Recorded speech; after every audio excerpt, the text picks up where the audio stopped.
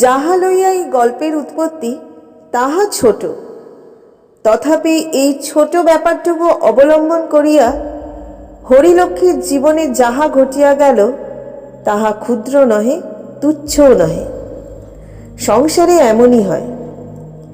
বেলপুরের দুই শরিক শান্ত নদীকূলে জাহাজের পাশে জেলেডিঙির মতো একটি অপরটির পার্শ্বে নিরুপদ্রবে বাঁধা ছিল। অকস্মাৎ কোথাকার একটা উড়ো ঝড়ে তরঙ্গ তুলিয়া জাহাজের দড়ি কাটিল, নোঙর ছিঁড়িল। এক মুহূর্তে ক্ষুদ্র তরুণী কি করিয়া যে বিধ্বস্ত হইয়া গেল তাহার হিসাব পাওয়াই গেল না। বেলপুর তালুকটুকু বড় ব্যাপার নয়। উঠিতে বসিতে প্রজা ঠ্যাঙাইয়া 1000-12 উপরে ওঠে না, কিন্তু 15.5 আনার অংশীদার শিবচরণের কাছে 2 পাই অংশের বিপিন বিহারীকে যদি জাহাজের সঙ্গে জেলেডিঙের তুলনাই করিয়া থাকিত, বোধ করি অতিশয়োক্তির অপরাধ করি নাই। দূর হইল জ্ঞাতি এবং 6-7 পুরুষ পূর্বে ভদ্রাসন উভয়ের একত্রই ছিল, কিন্তু আজ একজনের ত্রিতল অট্টালিকা গ্রামের মাথায় চড়িয়াছে এবং অপরের জীর্ণ গৃহ দিনের পর দিন ভূমিসজ্জা গ্রহণের দিকেই মনোনিবেশ করিয়াছে। তবু এমনই ভাবে দিন কাটিতেছিল এবং এমনই করিয়াই তো বাকি দিনগুলো বিপিনের সুখে দুঃখে নির্বিবাদেই কাটিতে পারিত। কিন্তু যে মেঘখণ্ডটুকু উপলক্ষ করিয়া অকালে ঝঞ্ঝা উঠিয়া সমস্ত বিপর্যস্ত করিয়া দিল, তাহা এইরূপ। 15.5 আনার অংশীদার শিবচরণের হঠাৎ পত্নী বিয়োগ ঘটিলে বন্ধুরা কহিলেন, 40-41 কি আবার একটা বয়স? তুমি বিবাহ করো। শত্রুপক্ষীয়রা শুনিয়া হাসিল, কহিল, 40 তো শিবচরণের 40 বছর আগেই পার হয়ে গেছে, অর্থাৎ কোনোটাই সত্য নয়। আসল কথা, বড়বাবুর দিব্য গৌরবর্ণ নাদুস নদুস দেহ, সুস্পষ্ট মুখের পরে রোমের চিহ্ন মাত্র নাই। যথাকালে দাড়ি গোপ না গজানোর সুবিধা হয়তো কিছু আছে, কিন্তু অসুবিধা বিস্তর। বয়স আন্দাজ করা ব্যাপারে যাহারা নিচের দিকে যাইতে চাহে না, উপরের দিকে তাহারা যে অঙ্কের কোন কোঠায় গিয়া ভর দিয়া দাঁড়াইবে তাহা নিজেরাই ঠাওর করিতে পারে না। সেই যাই হোক, অর্থশালী পুরুষের যে কোনো দেশেই বয়সের অজুহাতে বিবাহ আটকায় না, বাংলাদেশে তো নয়। মাস দেড়েক শোকোত্তাপ না করিয়া গেল। তাহার পরে হরিলক্ষ্মীকে বিবাহ করিয়া শিবচরণ বাড়ি আনিলেন। শূন্য গৃহ একদিনই 16 কলায় পরিপূর্ণ হইয়া উঠিল। কারণ শত্রুপক্ষ যাহাই কেন না বলুক, প্রজাপতি যে সত্যই তাহার প্রতি এবার অতিশয় প্রসন্ন ছিলেন তাহা মানিতেই হইবে। তাহারা গোপনে বলা বলি করিল, পাত্রের তুলনায় নববধূ বয়সের দিক দিয়া একেবারেই যে বেমানান হয় নাই, তবে 2-1টি ছেলে মেয়ে সঙ্গে লইয়া ঘরে ঢুকিলে আর খুঁত ধরিবার কিছু থাকিত না। তবে সে যে সুন্দরী এ কথা তাহারা স্বীকার করিল। ফল কথা, সচরাচর বড় বয়সের চেয়েও লক্ষ্মীর বয়সটা কিছু বেশি হইয়া গিয়াছিল। বোধ করি 19-এর কম হইবে না।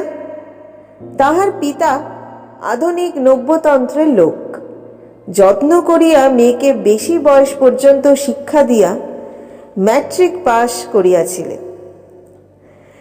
তাহার অন্য ইচ্ছা ছিল শুধু ব্যবসা ফেল করিয়া আকস্মিক দারিদ্র্যের জন্যই এই সুপাত্রে কন্যা অর্পণ করিতে বাধ্য হইয়াছিলেন। লক্ষ্মী শহরের মেয়ে, স্বামীকে 2-4 দিনেই চিনিয়া ফেলিল। তাহার মুশকিল হইল এই যে, আত্মীয় মিশ্রিত বহু পরিজন পরিবৃত বৃহৎ সংসারের মধ্যে সে মন খুলিয়া কাহারও সহিত মিশিতে পারিল না। ওদিকে শিবচরণের ভালোবাসার তো অন্তর হইল না। শুধু কেবল বৃদ্ধের তরুণী ভার্যা বলিয়াই নয়, সে যেন একেবারে অমূল্য বিধি লাভ করিল। বাটির আত্মীয়ার দল কোথায় কি করিয়া যে তাহার মন জোগাইবে খুঁজিয়া পাইল না। একটা কথা তো প্রায় শুনিতে পাইত, এইবার মেজ বউয়ের মুখে কালি পড়িল। কি রূপে, কি গুণে, কি বিদ্যা বুদ্ধিতে এতদিনে তাহার গর্ব খর্ব হইল। কিন্তু এত করিয়াও সুবিধা হইল না। মাস দুয়েকের মধ্যেই লক্ষ্মী অসুখে পড়িল। এই অসুখের মধ্যেই একদিন মেজ বউয়ের সাক্ষাৎ মিলিল। তিনি বিপিনের স্ত্রী। বড় বাড়ির নতুন বধূর জ্বর শুনিয়া দেখিতে আসিয়াছিলেন। বয়সে বোধহয় 2-3 বছরের বড়। তিনি যে সুন্দরী তাহা মনে মনে লক্ষ্মী স্বীকার করিল। কিন্তু এই বয়সেই দারিদ্র্যের ভীষণ কষাঘাতের চিহ্ন তাহার সর্বাঙ্গে সুস্পষ্ট হইয়া উঠিয়াছে। সঙ্গে বছর 6 একটি ছেলে, সেও রোগা। লক্ষ্মী শয্যার একধারে সযত্নে বসিতে স্থান দিয়া ক্ষণকাল নিঃশব্দে চাহিয়া চাহিয়া দেখিতে লাগিল। হাতে কয়েক গাছি সোনার চুড়ি ছাড়া আর কোনো অলঙ্কার নাই। পরনে ঈষৎ মলিন একখানি রাঙা পাড়ের ধুতি, বোধহয় তাহার স্বামীর হইবে।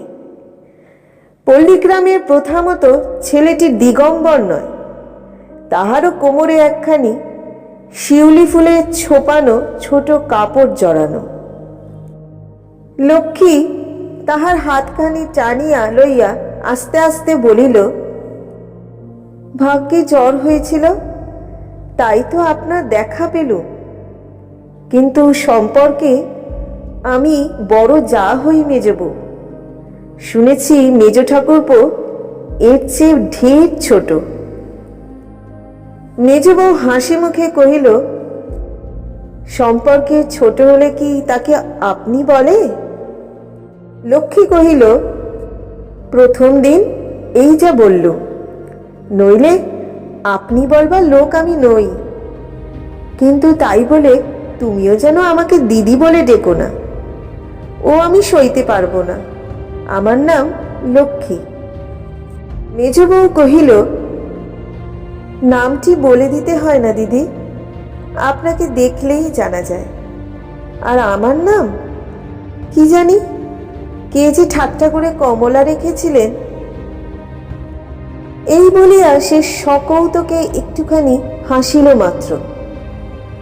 হরিলক্ষ্মীর ইচ্ছা করিল সেও প্রতিবাদ করিয়া বলে, তোমার পানে তাকালেও তোমার নামটি বোঝা যায়।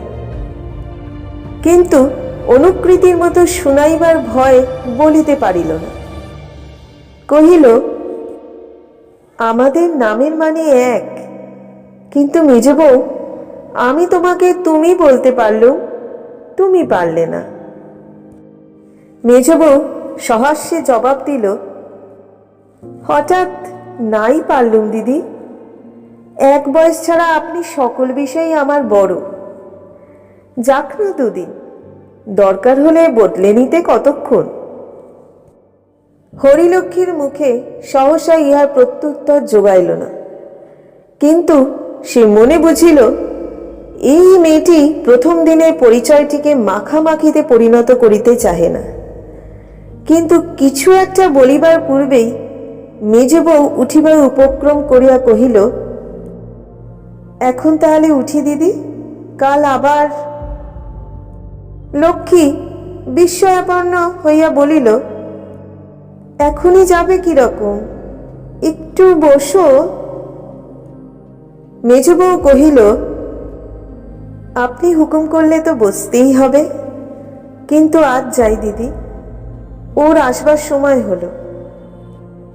এই বলিয়া সে উঠিয়া দাঁড়াইল এবং ছেলের হাত ধরিয়া যাইবার পূর্বে সহাস্য বদনে কহিল, আসি দিদি, কাল একটু সকাল সকাল আসব, কেমন?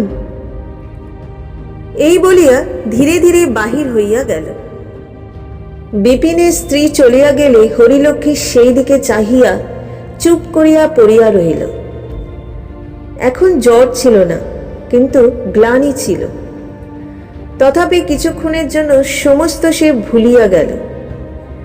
এতদিন গ্রাম ঝেঁটাইয়া কত বউ ঝি যে আসিয়াছে তাহার সংখ্যা নাই, কিন্তু পাশের বাড়ির দরিদ্র ঘরের এই বধূর সহিত তাহাদের তুলনাই হয় না। তাহারা যাচিয়া আসিয়াছে, উঠিতে চাহে না। আর বসিতে বলিলে তো কথাই নাই। সে কত প্রগলভতা, কত বাচালতা, মনোরঞ্জন করিবার কত কি লজ্জাকর প্রয়াস। ভারাক্রান্ত মন তাহার মাঝে মাঝে বিদ্রোহী হইয়া উঠিয়াছে। কিন্তু ইহাদেরই মধ্য হইতে অকস্মাৎ কি আসিয়া তাহার রোগশয্যায় মুহূর্ত কয়েকের তরে নিজের পরিচয় দিয়া গেল। তাহার বাপের বাড়ির কথা জিজ্ঞাসা করিবার সময় হয় নাই, কিন্তু প্রশ্ন না করিয়াও লক্ষ্মী কি জানি কেমন করিয়া অনুভব করিল তাহার মতো সে কিছুতেই কলিকাতার মেয়ে নয়। পল্লী অঞ্চলে লেখাপড়া জানে বলিয়া বিপিনের স্ত্রীর একটা খ্যাতি আছে। লক্ষ্মী ভাবিল খুব সম্ভব বউটি সুর করিয়া রামায়ণ মহাভারত পড়িতে পারে, কিন্তু তাহার বেশি কিছু নহে। যে পিতা বিপিনের মতো দীনদুঃখীর হাতে মেয়ে দিয়াছে, সে আর মাস্টার রাখিয়া স্কুলে পড়াইয়া পাশ করাইয়া কন্যা সম্প্রদায় করে না। উজ্জ্বল শ্যাম ফর্সা বলা চলে না, কিন্তু রূপের কথা ছাড়িয়া দিয়াও শিক্ষা, সংসর্গ, অবস্থা কিছুতেই তো বিপিনের স্ত্রীর তাহার কাছে দাঁড়াইতে পারে না। কিন্তু একটা ব্যাপারে লক্ষ্মী নিজেকে যেন ছোট মনে হইল, তাহার কণ্ঠস্বর। সে যেন গানের মতো, আর বলিবার ধরনটি একেবারে মধু দিয়া ভরা। এতটুকু জরিমা নাই, কথাগুলি যেন সে বাড়ি হইতে কণ্ঠস্থ করিয়া আসিয়াছিল, এমনই সহজ। কিন্তু সবচেয়ে যে বস্তু তাহাকে বেশি বিদ্ধ করিল সে ওই মেয়েটির দূরত্ব। সে যে দরিদ্র ঘরের বধূ তাহা মুখে না বলিয়াও এমন করিয়াই প্রকাশ করিল যেন ইহাই তাহার স্বাভাবিক, যেন এছাড়া আর কিছু তাহাকে কোনো মতেই মানাইত না। দরিদ্র কিন্তু কাঙাল নয়, এক পরিবারের বধূ। একজনের পীড়ায় আরেকজন তাহার তত্ত্ব লইতে আসিয়াছে, ইহার অতিরিক্ত লেশমাত্র অন্য উদ্দেশ্য নাই। সন্ধ্যার পরে স্বামী দেখিতে আসিলে হরিলক্ষ্মী নানা কথার পর কহিল, আজ ও বাড়ির মেজে বউ ঠাকুরনকে দেখলাম। শিবচরণ কহিল, কাকে? বিপিনের বউকে?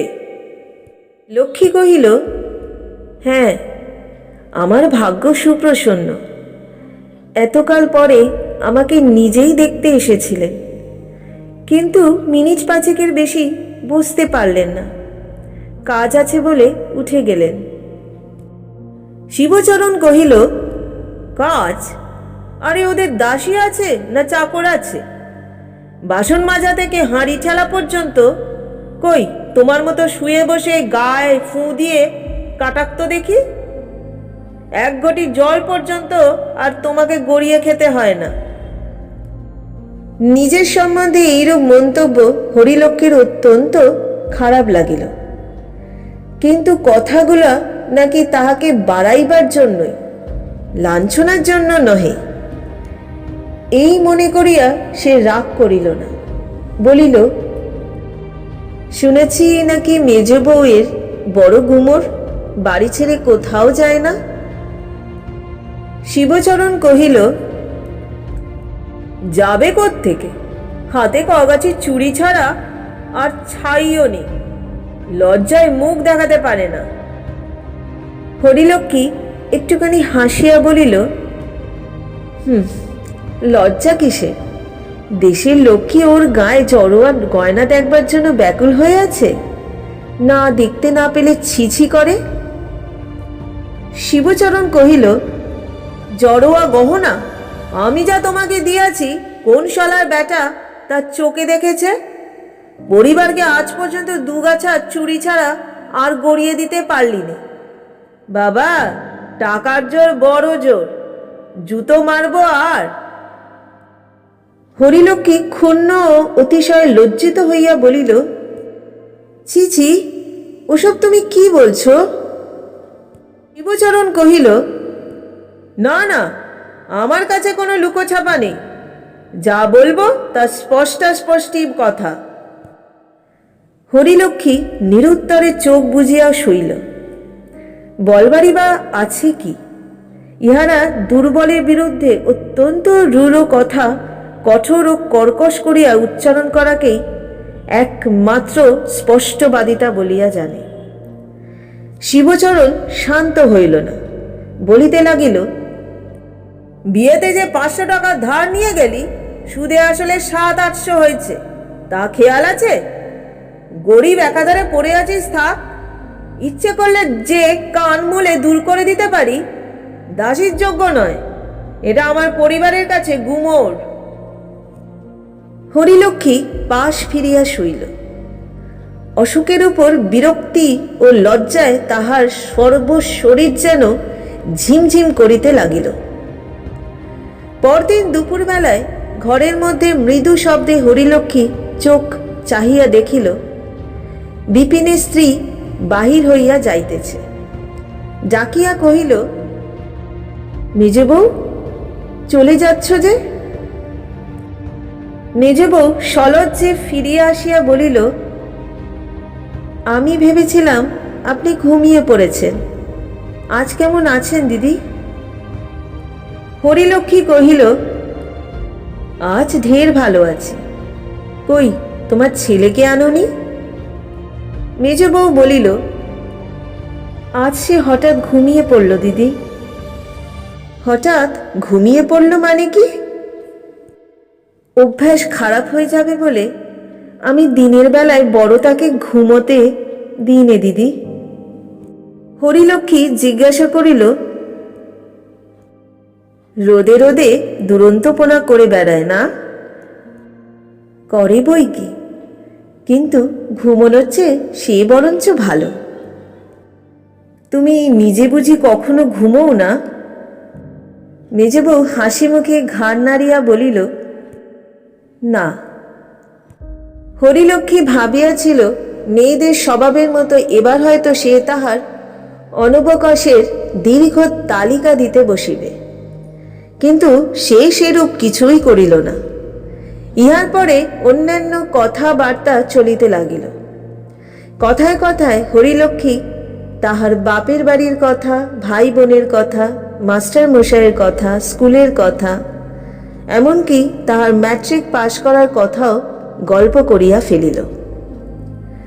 অনেকক্ষণ পরে যখন হুঁশ হইল, তখন স্পষ্ট দেখিতে পাইল শ্রোতা হিসেবে মেজ বউ যত ভালোই হোক, বক্তা হিসেবে একেবারে অকিঞ্চিৎকর। নিজের কথা সে প্রায় কিছুই বলে নাই। প্রথমটা লক্ষ্মী লজ্জা বোধ করিল, কিন্তু তখনই মনে করিল, আমার কাছে গল্প করিবার মতো তাহার আছেই বা কি। কিন্তু কাল যেমন এই বধূটির বিরুদ্ধে মন তাহার অপ্রসন্ন হইয়া উঠিয়াছিল, আজ তেমনি ভারী একটা তৃপ্তি বোধ করিল। দেয়ালের মূল্যবান ঘড়িতে নানাবিধ বাজনা বাদ্য করিয়া 3টা বাজিল। মেজ বউ উঠিয়া দাঁড়াইয়া সবিনয়ে কহিল, দিদি, আজ তাহলে আসি। লক্ষ্মী সকৌতুকে বলিল, তোমার বুঝি ভাই 3টে পর্যন্তই ছুটি? ঠাকুরপো নাকি কাঁটায় কাঁটায় ঘড়ি মিলিয়ে বাড়ি ঢোকেন? আজ তিনি বাড়িতেই আছেন। আজ কেন তবে? আরেকটু বসো না। মেজ বউ বসিল না, কিন্তু যাবার জন্য পা বাড়াইল না। আস্তে আস্তে বলিল, দিদি, আপনার কত শিক্ষা দীক্ষা, কত লেখাপড়া, আমি পাড়াগাঁয়ের। তোমার বাপের বাড়ি বুঝি পাড়াগাঁয়ে? হ্যাঁ দিদি, সে একেবারে অজপল্লী গ্রামে। না বুঝে কাল হয়তো কি বলতে কি বলে ফেলেছি, কিন্তু অসম্মান করার জন্যে নয়। আপনি যে দিব্যি করতে বললেন দিদি। হরিলক্ষ্মী আশ্চর্য হইয়া কহিল, সে কি মেজ বউ, তুমি তো আমাকে এমন কোনো কথাই বলনি। মেজ বউ এ কথার প্রত্যুত্তরে আর একটা কথাও কহিল না, কিন্তু আসি বলিয়া পুনশ্চ বিদায় লইয়া যখন সে ধীরে ধীরে বাহির হইয়া গেল, তখন কণ্ঠস্বর যেন তাহার অকস্মাৎ আরেক রকম শোনাইল। রাত্রিতে শিবচরণ যখন কক্ষে প্রবেশ করিল, তখন হরিলক্ষ্মী চুপ করিয়া শুইয়াছিল। মেজ বউয়ের শেষের কথাগুলো আর তাহার স্মরণ ছিল না। দেহ অপেক্ষাকৃত সুস্থ, মনও শান্ত প্রসন্ন ছিল। শিবচরণ জিজ্ঞাসা করিল, কেমন আছো বড় বউ? লক্ষ্মী উঠিয়া বসিয়া কহিল, ভালো আছি। সকালের ব্যাপার জানো তো? বাচাধনকে ডাকিয়ে এনে সকলের সামনে এমনই করক দিয়েছি যে জন্মে ভুলবে না। আমি বেলপুরের শিবচরণ। হ্যাঁ। হরিলক্ষ্মী ভীত হইয়া কহিল, কাকে গো? বিপ্নেকে ডেকে বলে দিলাম, তোমার পরিবার আমার পরিবারের কাছে জাঁক করে তাকে অপমান করে যায়। এত বড় আস্পর্ধা! পাজি, নচ্ছাট, ছোট লোকের মেয়ে। তার ন্যাড়া মাথায় ঘোল ঢেলে গাধায় চড়িয়ে গাঁয়ের বার করে দিতে পারি, জানিস?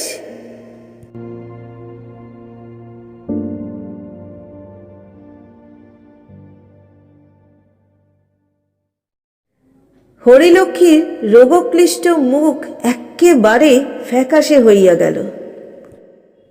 বলো কি গো?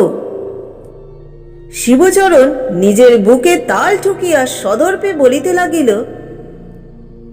এই গায়ে জজ বলো, ম্যাজিস্ট্রেট বলো, আর দারোগা পুলিশ বলো, সব এই শর্মা। এই শর্মা। মরণ কাঠি, জীবন কাঠি এই হাতে। তুমি বলো, কাল যদি না বিপ্নের বউ এসে তোমার পা টেপে, তো আমি লাটু চৌধুরীর ছেলেই নই। বিপিনের বধূকে সর্বসমক্ষে অপমানিত ও লাঞ্ছিত করিবার বিবরণ ও ব্যাখ্যায় লাটু চৌধুরীর ছেলে অকথা কুকথার আর শেষ রাখিল না। আর তাহারই সম্মুখে স্তব্ধ নির্নিমেষ চক্ষুতে চাহিয়া হরিলক্ষ্মীর মনে হইতে লাগিল, ধরিত্রী, দ্বিধা হও।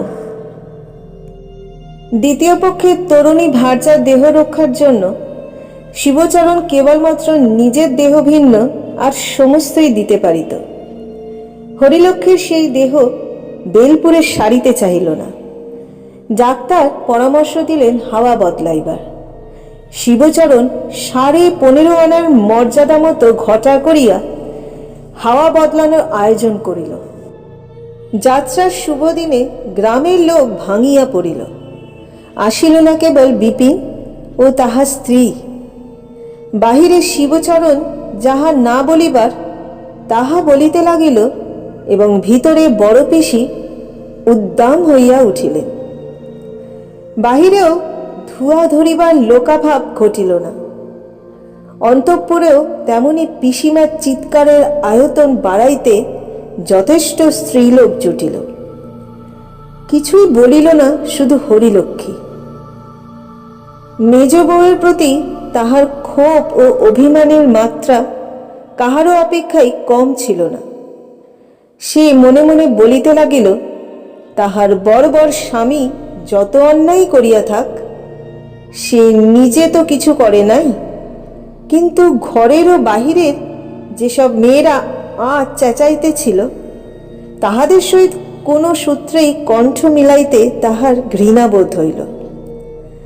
যাইবার পথে পালকির দরজা ফাঁক করিয়া লক্ষ্মী উৎসুক চক্ষুতে বিপিনের জীর্ণ গৃহের জানালার প্রতি চাহিয়া রইল, কিন্তু কাহারও ছায়াটুকুও তাহার চোখে পড়িল না। কাশীতে বাড়ি ঠিক করা হইয়াছিল। তথাকার জল বাতাসের গুণে নষ্ট স্বাস্থ্য ফিরিয়া পাইতে লক্ষ্মীর বিলম্ব হইল না। মাস চারেক পরে যখন সে ফিরিয়া আসিল, তাহার দেহের কান্তি দেখিয়া মেয়েদের গোপন ঈর্ষার অবধি রইল না। হিম ঋতু আগত প্রায়। দুপুরবেলায় মেজ বউ চির রুগ্ন স্বামীর জন্য একটা পশমের গলাবন্ধ বুনিতেছিল। অনতি দূরে বসিয়া ছেলে খেলা করিতেছিল। সেই দেখিতে পাইয়া কলরব করিয়া উঠিল, মা, জ্যাঠাই মা। মা হাতের কাজ ফেলিয়া তাড়াতাড়ি একটা নমস্কার করিয়া লইয়া আসন পাতিয়া দিল। স্মিত মুখে প্রশ্ন করিল, শরীর নিরাময় হয়েছে দিদি? লক্ষ্মী কহিল, হ্যাঁ হয়েছে, কিন্তু না হতেও পারত, না ফিরতেও পারতাম। অথচ যাবার সময় একটি বার খোঁজও নিলে না। সমস্ত পথটা তোমার জানলার পানে চেয়ে চেয়ে গেলাম, একবার ছায়াটুকুও চোখে পড়ল না। রোগা বোন চলে যাচ্ছে, একটুখানি মায়াও হলো না মেজ বউ? এমনই পাষাণ তুমি। মেজ বউয়ের চোখ ছলছল করিয়া আসিল, কিন্তু সে কোনো উত্তরই দিল না। লক্ষ্মী বলিল, আমার আর যা দোষী থাক মেজ বউ, তোমার মতো কঠিন প্রাণ আমার নয়। ভগবান না করুন, কিন্তু অমন সময়ে আমি তোমাকে না দেখে থাকতে পারতাম না। মেজ বউ এই অভিযোগের কোনো জবাব দিল না, নিরুত্তরে দাঁড়াইয়া রইল। লক্ষ্মী আর কখনো আসে নাই, আজ এই প্রথম এ বাড়িতে প্রবেশ করিয়াছে। ঘরগুলি ঘুরিয়া ফিরিয়া দেখিয়া বেড়াইতে লাগিল। শতবর্ষের জরাজীর্ণ গৃহ, মাত্র তিনখানি কক্ষ কোনো মতে বাসোপযোগী রহিয়াছে। দরিদ্রের আবাস, আসবাবপত্র নাই বলিলেই চলে। ঘরের চুন বালি খসিয়াছে, সংস্কার করিবার সামর্থ্য নাই। তথাপি অনাবশ্যক অপরিচ্ছন্নতা এতটুকু কোথাও নাই। স্বল্প বিছানা ঝরঝর করিতেছে, দুই চারিখানি দেবদেবীর ছবি টাঙানো আছে, আর আছে মেজ বউয়ের হাতের নানাবিধ শিল্পকর্ম। অধিকাংশই পশম ও সুতোর কাজ। তাহার শিক্ষানবিশের হাতের লাল ঠোঁটওয়ালা সবুজ রঙের টিয়া পাখি অথবা 5 রঙা বেড়ালের মূর্তি নয়। মূল্যবান ফ্রেমে আটা লাল, নীল, বেগুনি, ধূসর পাংশুটির নানা বিচিত্র রঙের সমাবেশে পশমে বোনা ওয়েলকাম, আসুন, বসুন অথবা বানান ভুল গীতার শ্লোকার্ধও নয়। লক্ষ্মী সবিস্ময়ে জিজ্ঞাসা করিল, ওটি কার ছবি মেজ বউ? যেন চেনা চেনা ঠেকছে। মেজ বউ সলজ্জে হাসিয়া কহিল, ওটি তিলক মহারাজের ছবি দেখে বানাবার চেষ্টা করেছিলাম দিদি, কিন্তু কিছুই হয়নি। এই কথা বলিয়া সম্মুখে দেয়ালে টাঙানো ভারতের কৌস্তব মহাবীর তিলকের ছবি আঙুল দিয়া দেখাইয়া দিল। লক্ষ্মী বহুক্ষণ সেই দিকে চাহিয়া থাকিয়া আস্তে আস্তে বলিল, চিনতে পারিনি, সে আমারই দোষ মেজ বউ, তোমার নয়। আমাকে শেখাবে ভাই? এই বিদ্যে শিখতে যদি পারি তো তোমাকে গুরু বলে মানতে আমার আপত্তি নেই। মেজ বউ হাসিতে লাগিল। সেদিন ঘণ্টা 3-4 পরে বিকালে যখন লক্ষ্মী বাড়ি ফিরিয়া গেল, তখন এই কথায় স্থির করিয়া গেল যে কলা শিল্প শিখিতে কাল হইতে সেই প্রত্যহ আসিবে। আসিতেও লাগিল, কিন্তু 10-15 দিনেই স্পষ্ট বুঝিতে পারিল এই বিদ্যা শুধু কঠিন নয়, অর্জন করিতেও সুদীর্ঘ সময় লাগিবে। একদিন লক্ষ্মী কহিল, কই মেজ বউ, তুমি আমাকে যত্ন করে শেখাও না। মেজ বউ বলিল, ঢের সময় লাগবে দিদি, তার চেয়ে বরঞ্চ আপনি অন্য সব বোনা শিখুন। লক্ষ্মী মনে মনে রাগ করিল, কিন্তু তাহা গোপন করিয়া জিজ্ঞাসা করিল, তোমার শিখতে কতদিন লেগেছিল মেজবউ? মেজবউ জবাব দিল, আমাকে কেউ তো শেখায়নি দিদি, নিজের চেষ্টাতেই একটু একটু করে। লক্ষ্মী বলিল, তাইতেই, নইলে পরের কাছে শিখতে গেলে তোমারও সময়ের হিসাব থাকতো। মুখে সে যাহাই বলুক, মনে মনে নিঃসন্দেহ অনুভব করিতেছিল, মেধা ও তীক্ষ্ণ বুদ্ধিতে এই মেজ বউয়ের কাছে সে দাঁড়াইতেই পারে না। আজ তাহার শিক্ষার কাজ অগ্রসর হইল না এবং যথাসময়ের অনেক পূর্বেই সূচ সুতা প্যাটার্ন গুটিয়া লইয়া বাড়ি চলিয়া গেল। পরদিন আসিল না এবং এই প্রথম প্রত্যহ আশায় তার ব্যাঘাত হইল। দিন চারেক পরে আবার একদিন হরিলক্ষ্মী তাহার সূচ সুতার বাক্স হাতে করিয়া এ বাটিতে আসিয়া উপস্থিত হইল। মেজবউ তাহার ছেলেকে রামায়ণ হইতে ছবি দেখাইয়া দেখাইয়া গল্প বলিতেছিল। সসম্ভ্রমে উঠিয়া আসিয়া আসন পাতাইয়া দিল। উদ্বিগ্ন কণ্ঠে প্রশ্ন করিল, 2-3 দিন আসেননি? আপনার শরীর ভালো ছিল না বুঝি? লক্ষ্মী গম্ভীর হইয়া কহিল, না, এমনই 5-6 দিন আসতে পারিনি। মেজবউ বিস্ময় প্রকাশ করিয়া বলিল, 5-6 দিন আসেননি? তাই হবে বোধহয়, কিন্তু আজ তাহলে 2 ঘন্টা বেশি থেকে কামাইটা পুষিয়ে নেওয়া যায়। লক্ষ্মী বলিল, কিন্তু অসুখী যদি আমার করে থাকতো মেজবউ, তোমার তো একবার খোঁজ করা উচিত ছিল। মেজবউ সলজ্জে বলিল, উচিত নিশ্চয়ই ছিল, কিন্তু সংসারে অসংখ্য রকমের কাজ, একলা মানুষ, কাকেই বা পাঠাই বলুন? কিন্তু অপরাধ হয়েছে, তা স্বীকার করছি আমি দিদি। লক্ষ্মী মনে মনে খুশি হইল। এই কদিন সে অত্যন্ত অভিমানবশেই আসিতে পারেন নাই, অথচ অহর্নিশি যাই যাই করিয়াই তাহার দিন কাটিয়াছে। এই মেজবউ ছাড়া শুধু গৃহে কেন, সমস্ত গ্রামের মধ্যেও আর কেহ নাই যাহার সহিত সে মন খুলিয়া মিশিতে পারে। ছেলে নিজের মনে ছবি দেখিতেছিল। হরিলক্ষ্মী তাহাকে ডাকিয়া বলিল, নিখিল, কাছে এসো তো বাবা। সে কাছে আসিলে লক্ষ্মী বাক্স খুলিয়া একগাছি সরু সোনার হার তাহার গলায় পরাইয়া দিয়া বলিল, যাও খেলা করোগে। মায়ের মুখ গম্ভীর হইয়া উঠিল। সে জিজ্ঞাসা করিল, আপনি ওটা কি দিলেন দিদি? কি স্মিত মুখে জবাব দিল, দিলাম বই কি।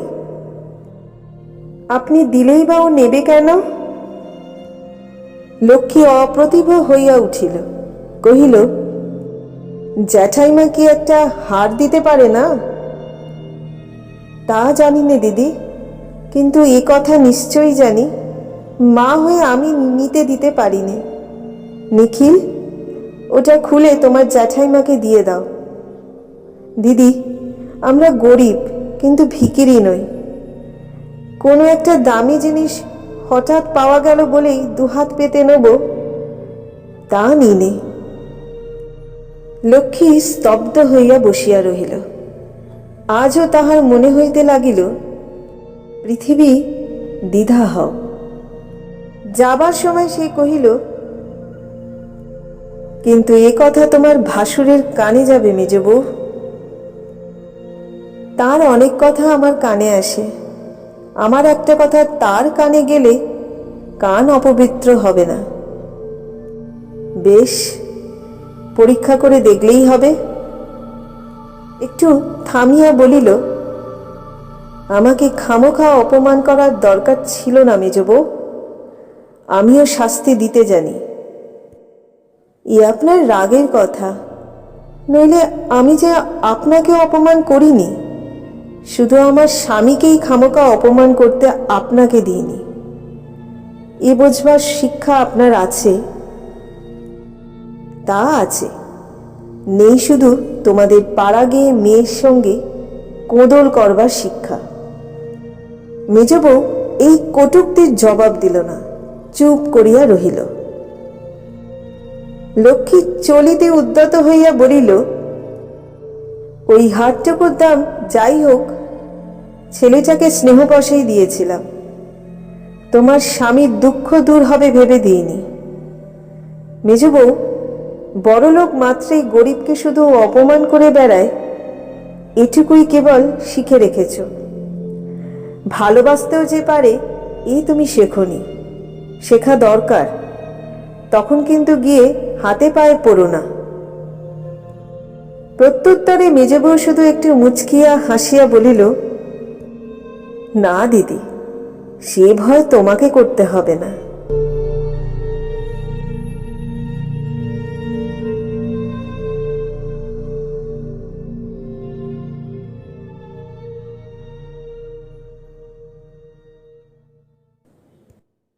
বন্যার চাপে মাটির বাঁধ যখন ভাঙিতে শুরু করে, তখন তাহার অকিঞ্চিৎকর আরম্ভ দেখিয়া মনে করাও যায় না যে অবিশ্রান্ত জলপ্রবাহ এত অল্পকাল মধ্যেই ভাঙনটাকে এমন ভয়াবহ, এমন সুবিশাল করিয়া তুলিবে।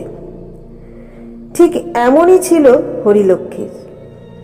স্বামীর কাছে বিপিন ও তাহার স্ত্রীর বিরুদ্ধে অভিযোগের কথাগুলো যখন তাহার সমাপ্ত হইল, তখন তাহার পরিণাম কল্পনা করিয়া সে নিজেই ভয় পাইল।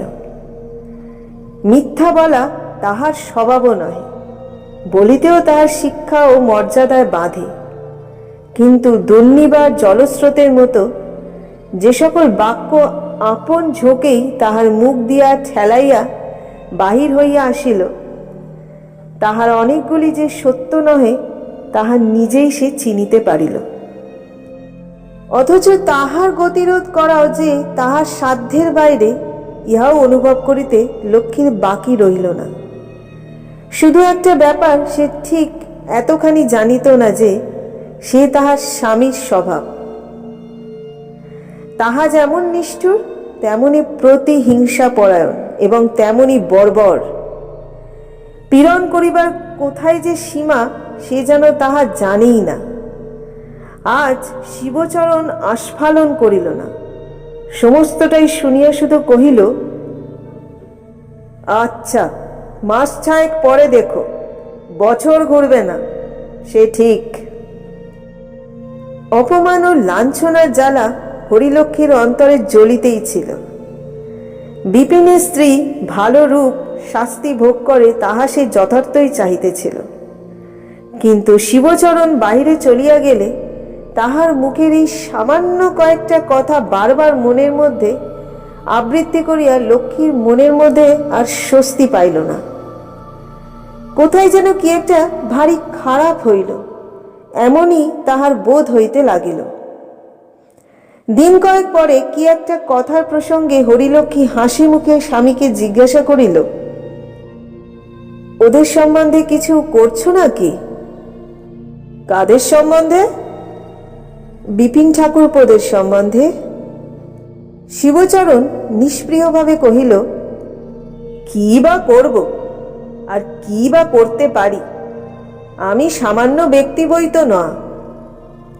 হরিলক্ষ্মী উদ্বিগ্ন হইয়া কহিল, এ কথার মানে? মেজ বৌমা তো বলে থাকেন কি না, রাজত্বটা তো আর বড় ঠাকুরের নয়, ইংরাজ গভর্নমেন্টের। বলেছি নাকি? কিন্তু আচ্ছা। কি আচ্ছা? স্ত্রী একটুখানি সন্দেহ প্রকাশ করিয়া বলিল, কিন্তু মেজ বউ তো ওরকম কথা বড় একটা বলে না, ভয়ানক চালাক কি না? অনেকে আবার বাড়িও হয়তো তোমার কাছে বলে যায়। আশ্চর্য নয়, তবে কিনা কথাটা আমি নিজের কানেই শুনেছি। হরিলক্ষ্মী বিশ্বাস করিতে পারিল না, কিন্তু তখনকার মতো স্বামীর মনোরঞ্জনের নিমিত্ত সহসা কোপ প্রকাশ করিয়া বলিয়া উঠিল,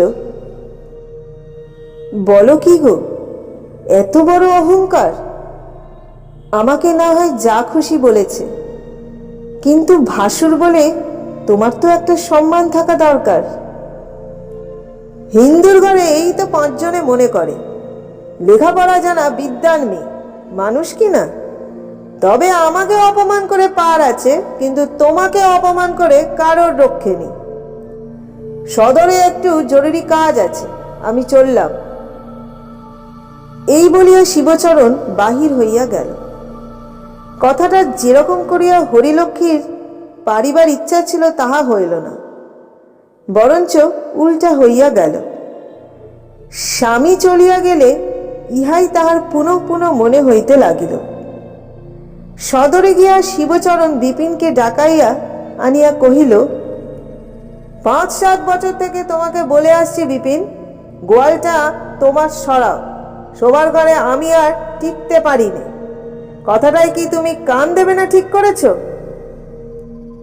বিপিন বিস্ময়াপন্ন হইয়া কহিল, কই দাদা, আমি তো একবারও শুনিনি। শিবচরণ অবলীলাক্রমে কহিল, অন্তত 10 বার আমি নিজের মুখেই তোমাকে বলেছি। তোমার স্মরণ না থাকলে ক্ষতি হয় না, কিন্তু এত বড় জমিদারি যাকে শাসন করতে হয় তার কথা ভুলে গেলে চলে না।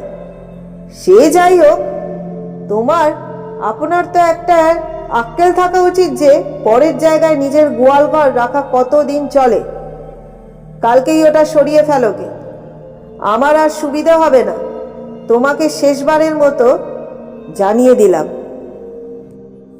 বিপিনের মুখে এমনই কথা বাহির হয় না। অকস্মাৎই পরম বিস্ময়কর প্রস্তাবের সম্মুখে সে একেবারে অভিভূত হইয়া পড়িল। তাহার পিতামহর আমল হইতে যে গোয়ালঘরটাকে সে নিজেদের বলিয়া জানে, তাহা অপরের এত বড় মিথ্যা উক্তি সে একটা প্রতিবাদ পর্যন্ত করিতে পারিল না। নীরবে বাড়ি ফিরিয়া আসিল। তাহার স্ত্রী সমস্ত বিবরণ শুনিয়া কহিল, কিন্তু রাজার আদালত তো খোলা আছে তো? বিপিন চুপ করিয়া রহিল। সে যত ভালো মানুষই হইউক, এ কথা সে জানিত, ইংরাজ রাজার আদালত গৃহের সুবৃহৎ দ্বার যত উন্মুক্তই থাক, দরিদ্রের প্রবেশ করিবার পথ এতটুকু খোলা নাই। হইলও তাই। পরদিন বড়বাবুর লোক আসিয়া প্রাচীন ও জীর্ণ গোশালা ভাঙিয়া লম্বা প্রাচীর টানিয়া দিল। বিপিন থানায় গিয়া খবর দিয়া আসিল। কিন্তু আশ্চর্য এই যে, শিবচরণের পুরাতন ইটের নতুন প্রাচীর যতক্ষণ না সম্পূর্ণ হইল, ততক্ষণ পর্যন্ত একটা রাঙা পাগড়িও ইহার নিকটে আসিল না।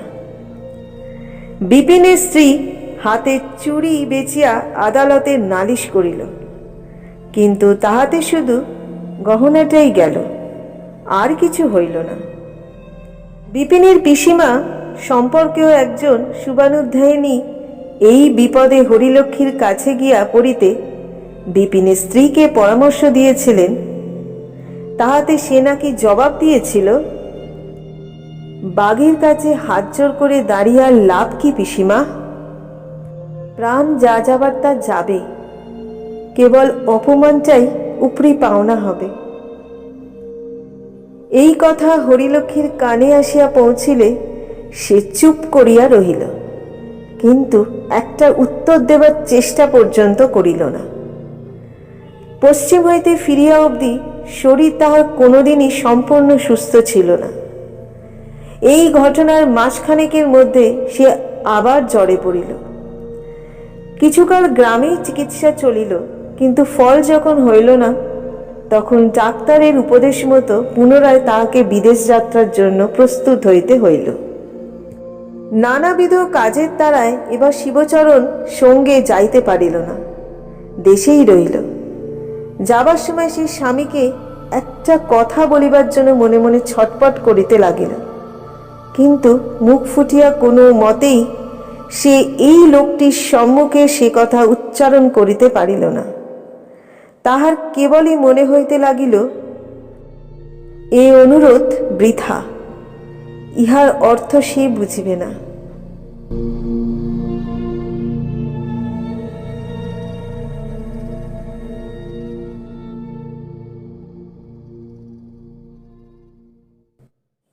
হরিলক্ষ্মীর রোগগ্রস্ত দেহ সম্পূর্ণ নিরাময় হইতে এবার কিছু দীর্ঘ সময় লাগিল। প্রায় বৎসরাধিক কাল পরে সে বেলপুরে ফিরিয়া আসিল। শুধু কেবল জমিদারের আদরের পত্নী বলিয়াই নয়, সে এত বড় সংসারের গৃহিণী। পাড়ার মেয়েরা দল বাঁধিয়া দেখিতে আসিল। যে সম্বন্ধে সে বড় সে আশীর্বাদ করিল, যে ছোট সে প্রণাম করিয়া পায়ের ধুলা লইল।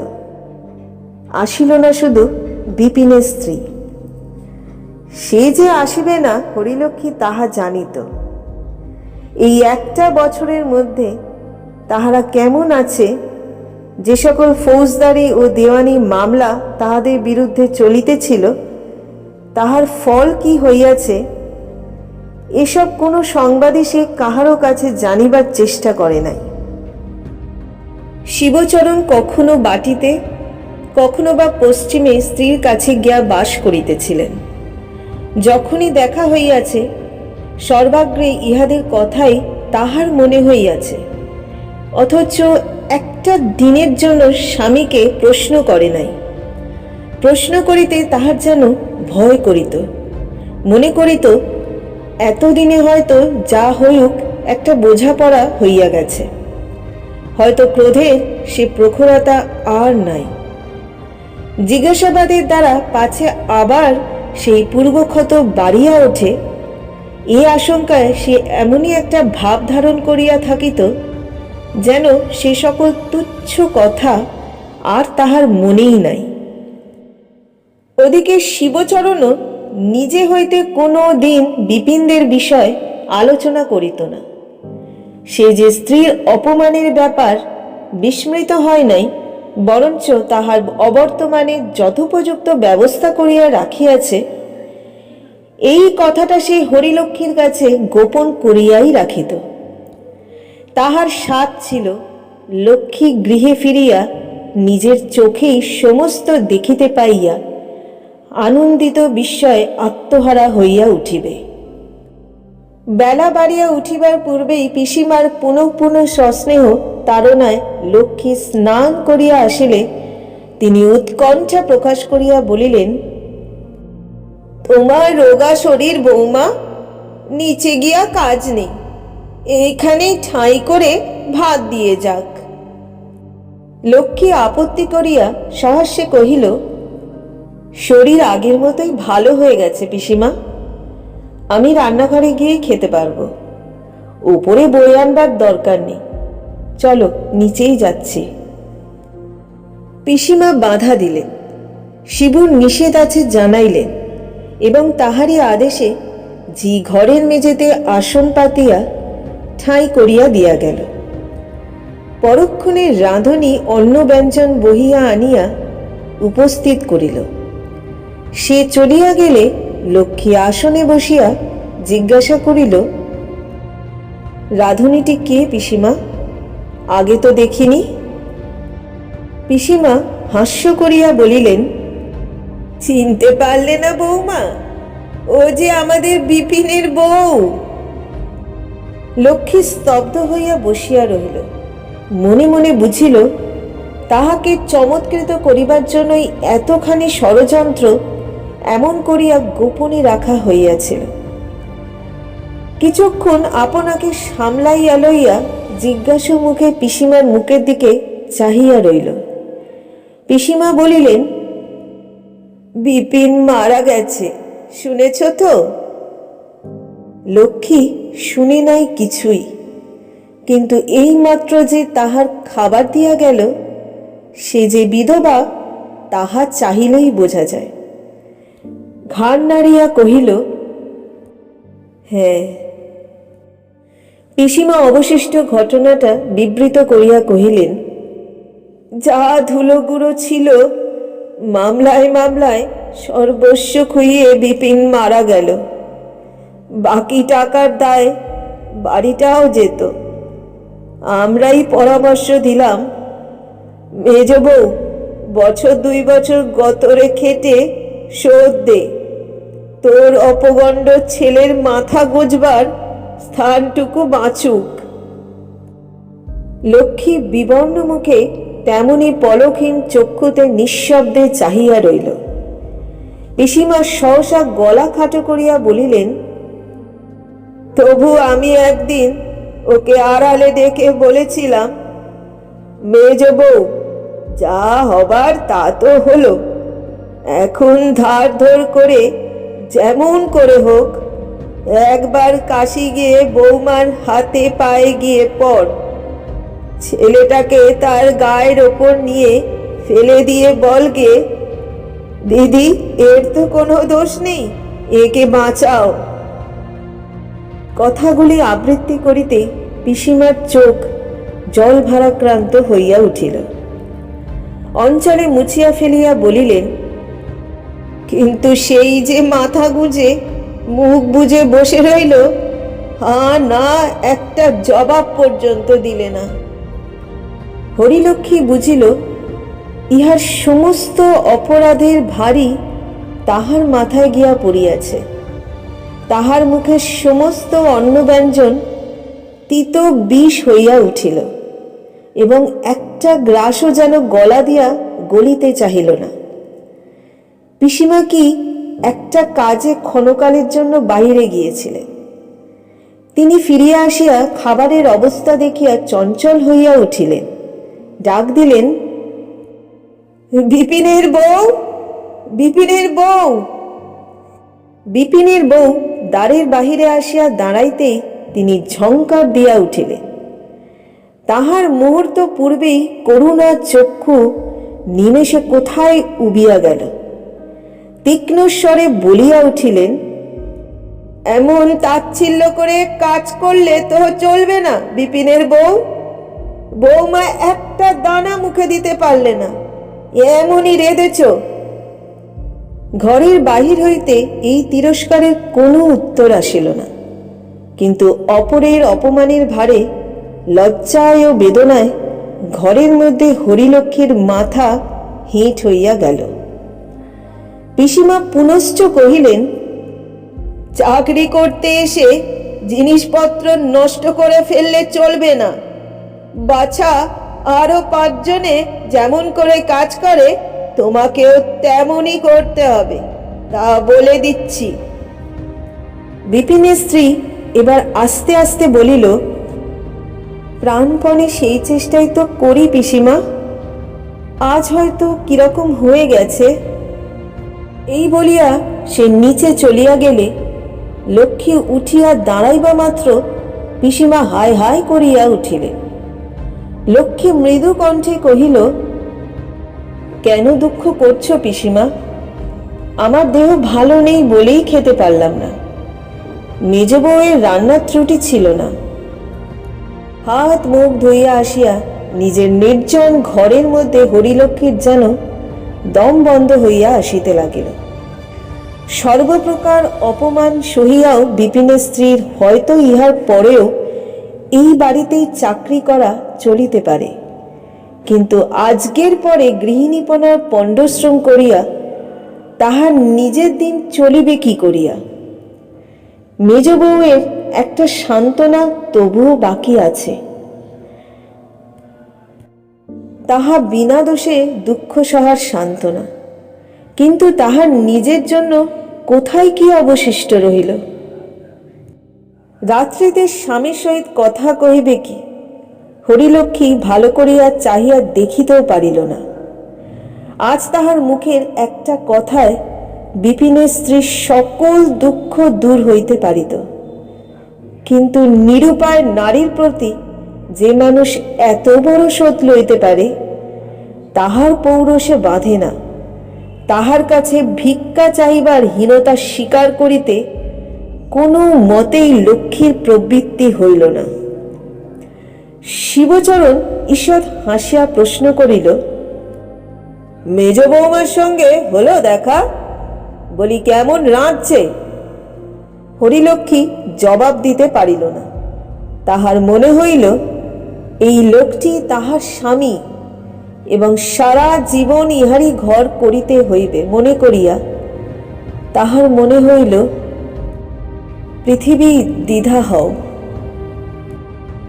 পরদিন সকালে উঠিয়াই লক্ষ্মী দাসীকে দিয়া পিসিমাকে বলিয়া পাঠাইল তাহার জ্বর হইয়াছে, সে কিছুই খাইবে না।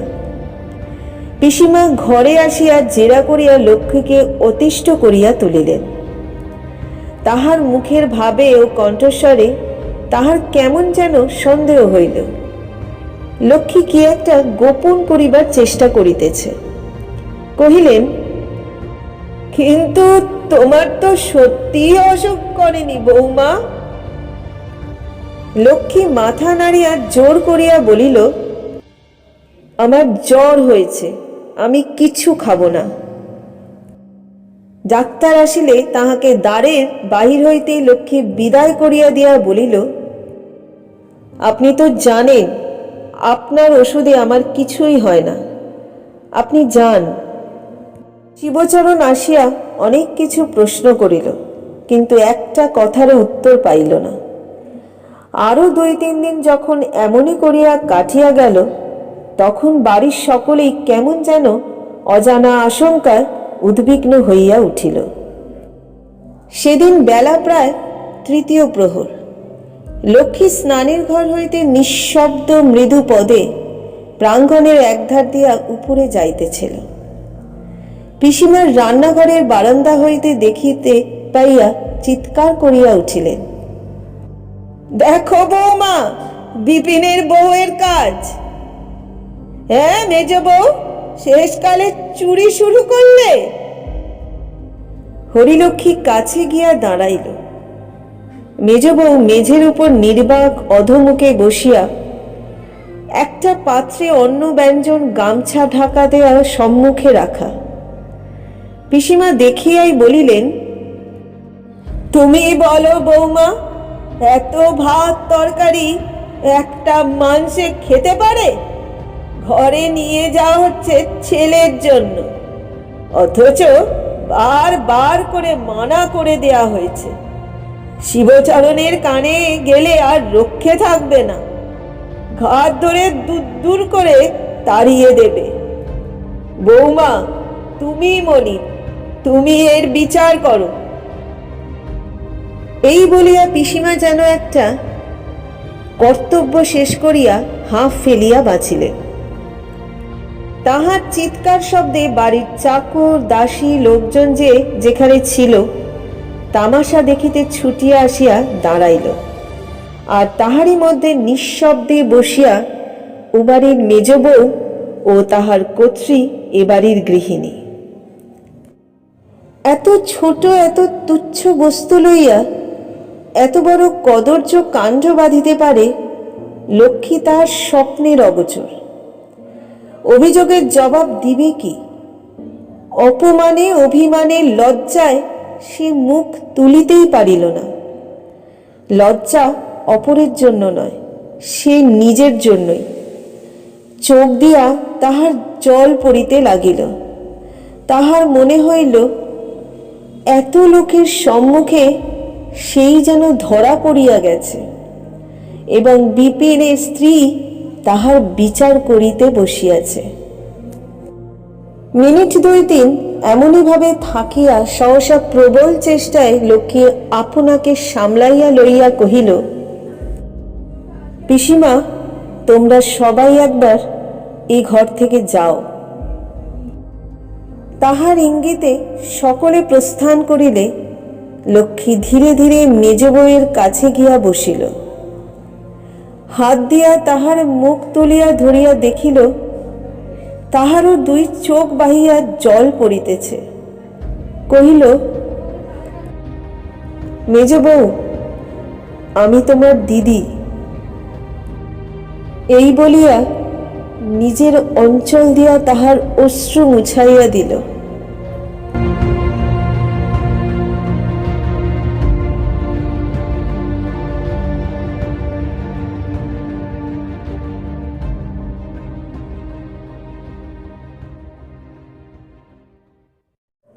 এতক্ষণ তোমরা শুনলে কথাশিল্পী শরৎচন্দ্র চট্টোপাধ্যায়ের হরিলক্ষ্মী গল্পটি।